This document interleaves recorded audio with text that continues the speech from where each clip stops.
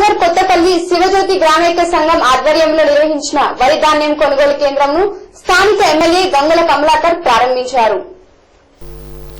కరీంనగర్ కొత్తపల్లి శివజ్యోతి గ్రామైక్య సంఘం ఆధ్వర్యంలో నిర్వహించిన వరి ధాన్యం కొనుగోలు కేంద్రంను ఈ రోజు ఉదయం స్థానిక ఎమ్మెల్యే గంగుల కమలాకర్ ప్రారంభించారు.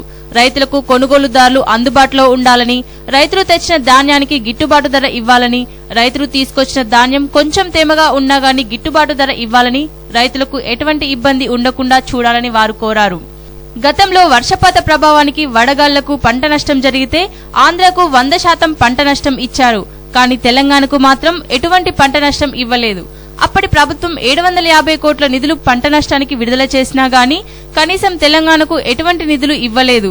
మేం అందరం వెళ్లి గేట్ ముందు కూర్చున్నా గానీ మమ్మల్ని కాళ్లతో తన్నుకుంటూ వెళ్లారే తప్ప ఎటువంటి చర్యలు తీసుకోలేదు అని చెప్పారు.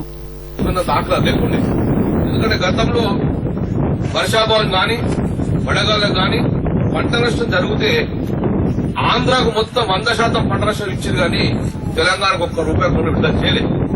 దానికి గౌరవ ఇప్పుడున్న హరీష్ రావు గారి మాకున్న 750 కోట్ల పంట నష్టం మాకు జరిగింది తెలంగాణ, మీకు 1250 కోట్ల పంట నష్టం జరిగింది, మరి మొత్తం 2000 కోట్ల పంట నష్టానికి మరి మీరు విడుదల చేయాలని నిధులు మీరు అడిగితే 750 కోట్ల నిధులు విడుదల చేసినప్పుడు చేసి 750 కోట్లు ఏం చేసిండ్రు, మొత్తం ఆంధ్రులకి పంట నష్టం ఇచ్చింది కానీ తెలంగాణకు ₹1 కూడా ఇయ్యలేదు.